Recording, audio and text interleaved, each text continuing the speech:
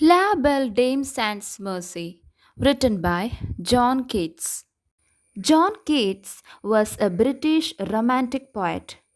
Through his famous lyrics, Keats idealized nature, love, and immortality. Spenser, Shakespeare, and Elizabethan verse in general were great influences on him. Keats was a proponent of the philosophy of negative capability, which, according to him, is exhibited in the works of Shakespeare.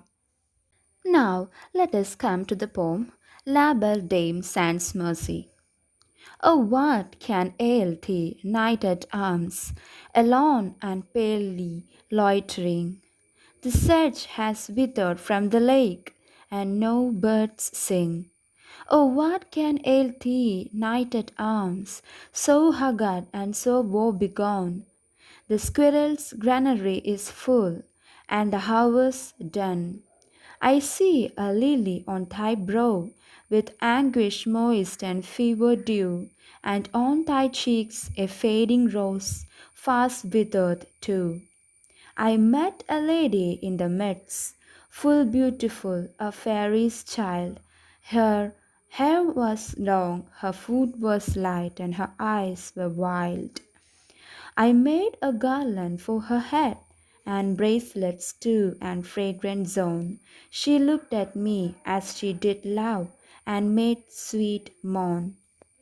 I set her on my pacing steed, and nothing else so all day long, for sidelong would she bend and sing a fairy's song.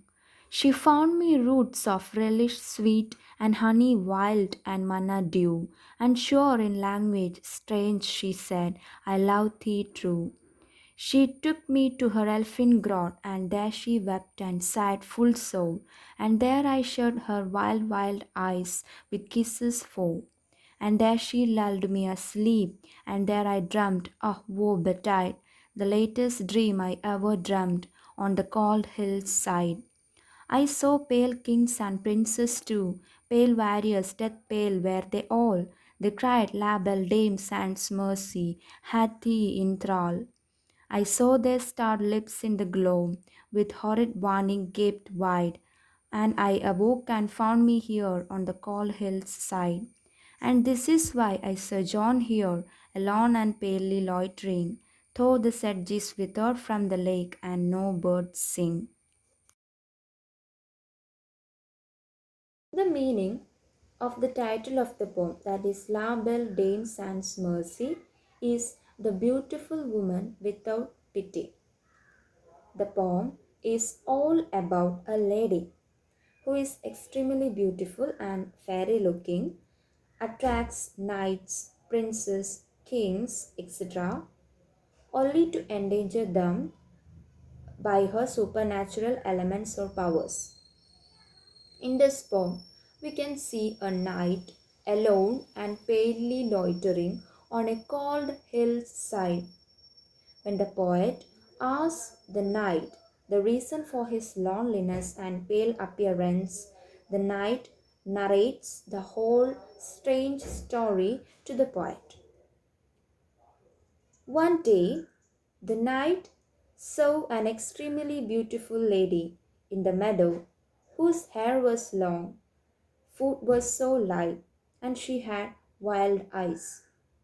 The knight made a garland which was made of flowers for her head and bracelets for her wrists. When she looked at the knight, he felt as if she loved him. She made a sweet moan which shows the passion of the lady towards the knight. The knight set her on the horse and she sang a fairy song. She served the knight with sweet roots, wild honey, and those food from heaven that shows her power and supernatural elements.